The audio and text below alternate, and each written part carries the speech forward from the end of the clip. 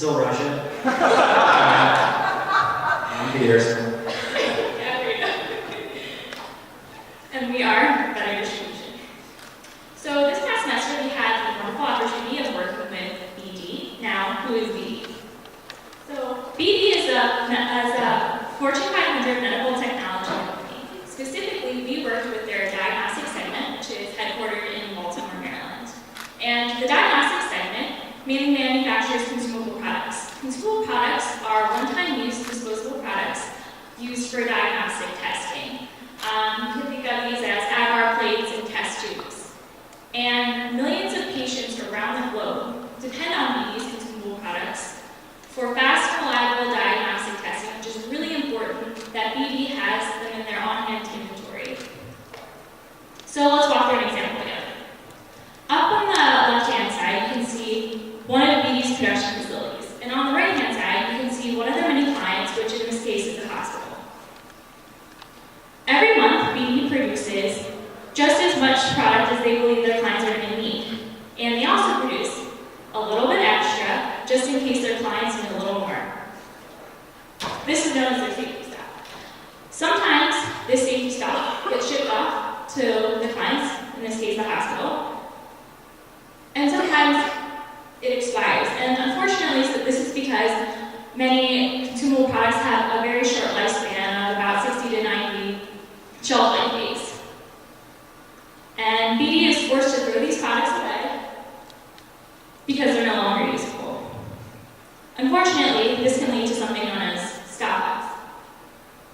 Last year, BD had about $750,000 worth of stock loss. And our goal is to minimize stock loss by incorporating shelf life days into their safety stock calculations. So now I'm going to pass it off to Raja to talk to you about the results of this semester.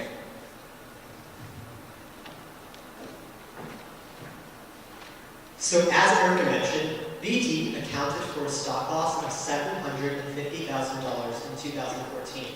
Today, we're extremely excited to present to you our new safety stock model, which reduces this number by 25%, bringing it down to $566,000.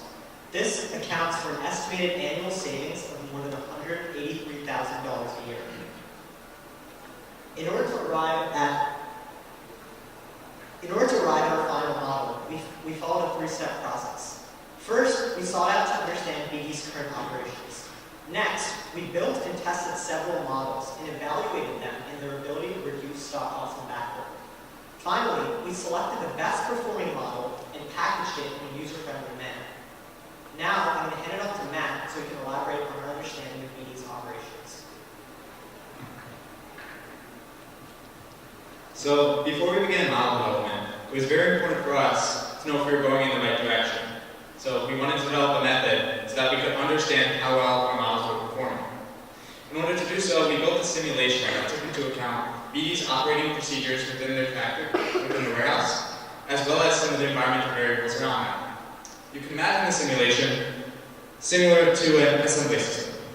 On the left side, you see the inputs, which are forecast and actual. What this means is it's basically information that regards what BD expects orders to come in at versus how many orders actually happened. Once we feed this information into the stock loss simulation, we can then apply one of our safety stock prediction models there, which in a sense replaces how they currently predict safety stock, and achieve a stop loss and also customer service level over the period of time. Customer service level is just a number that represents how many of the orders that were requested were actually able to be fulfilled by BD. An example to output this in the beginning and end of our semester are as follows. In the beginning, we developed the moving error model, which had a modest 0.5% stock loss reduction, but sadly, we reduced customer service level by about 3%. By the end of the semester, after a bunch of iterations, we were able to get the inventory aware model, which reduces stock loss by about 24.5%, and also increases the customer service level by about 9% relatively. Now, Peter will talk to you a bit about how these models work. So our first model really wanted to hone in on what safety stock was, given the fact where forecast is less than actual. So we started by looking at the historical forecast error, or are the differences between forecast and actual for the past 12 months. On this graph, on the y-axis you can see the frequency, and on the x-axis you can see the difference between the forecast and the actual. And this is a distribution of the historical forecast error. Using this distribution, we can determine a particular safety stock recommendation of Q units in order to fulfill a particular customer service level. So, moving forward, we really wanted to build off of this Model 1, and a key distinguishing factor of our Model 2 is the fact that it organizes inventory into different products based on the age of the inventory. So after organizing inventory, we then developed an algorithm which weights products that have been in inventory for a longer period of time more heavily than products that have recently entered inventory. And the motivation for this weighting of inventory can be clarified through an understanding of BD's production. And BD determines how much to produce based off what their forecast is, plus their safety stock, minus their inventory. And essentially, from this you can see that inventory and production move in opposite directions. So if you have a larger inventory, you want to decrease your production. So by combining this with a weighted inventory, we can identify a buildup of old inventory. So our model is able to see when there's a buildup of old inventory and attempts to sell off this old inventory before producing more safety stock in order to ensure that products do not expire before matching customer demand. And now I'll pass it off to Katarina to talk about how we evaluated these models and how we packaged them to be.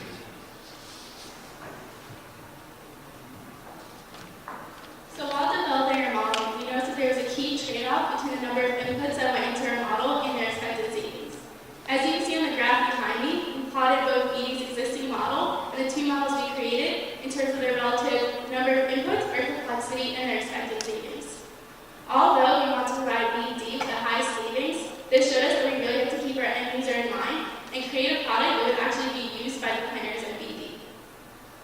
So in order to boost usability, we took 3 measures. First, we created a guided user interface that allows the user to just click one button before being prompted through a set of actions. Second, we created a debugger that allows the users to quickly identify any errors in the input. And lastly, we worked closely with the BD team to create a job aid to really guide the users through both the steps of the safety stock tool and its debugger. With this, we believe that we have created a tool that is truly user-friendly without having to sacrifice any expected savings. Okay. So we were really excited to announce that we've created a tool that can be implemented right away. Our next steps moving forward will be to train our end users using the job aid mentioned and implement a pilot with the 7 products initially in our scope. Then in 3 months, upon validation of the tool, we will expand our scope to 350 products under the consumables portfolio. Lastly, because we have created a tool in a user-friendly Excel file, we believe we have provided BD with the ability to continuously improve upon our model and hopefully expand its reach to the entire BD portfolio. So in summary, we've had a really good time working really closely with BD this semester, and we've been able to accomplish a lot. And with our safety stock recommendation tool that we have created, we not only have an estimated savings of over $183,000, but we believe we've also created a tool that can be quickly adopted into BD's culture. So with this, we have a few people that we want to thank.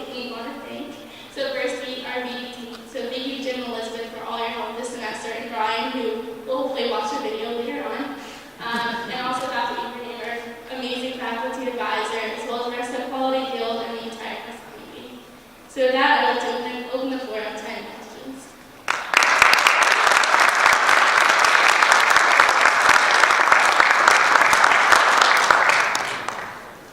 Dan? So, did you take into account, or did you think about how ramping up and ramping down production may not be feasible for certain consumables? So you might imagine that perhaps a certain type of plastic is only available at a time of the year, or maybe the production line is hard to start and stop. Sure. The question was, did we consider the fact that could potentially be constrained by external factors? Matt, do you want to take this? So in terms of a safety stock recommendation, it's more of an addition to the forecast, so it hasn't actually been pushed to production yet. We developed a simulator under a set of assumptions which allowed us to move the forecast into a production environment, but we currently couldn't take everything into account with that. Yeah. Of course, you go down the rabbit hole, there are 1,000 things to do. Yeah. Eric? Yeah, so how do you guys actually go about managing or improving both the stock loss and customer service at the same time? Sure. So the question was, how are we able to simultaneously improve both the stop loss as well as customer service level? Katarina, do you want to take this one? Okay, so the idea of stop loss and customer service moving in opposite directions is kind of a paradox, but we've done an equilibrium between the two. So we're not actually reducing the amount of stock we have in hand, but really just reducing the amount of older inventory that we have. So by having a better understanding what age our inventory is, we're not producing too much that will expire. We're also producing enough that we will fill the demand that we have in the coming months. Any other questions? Yeah.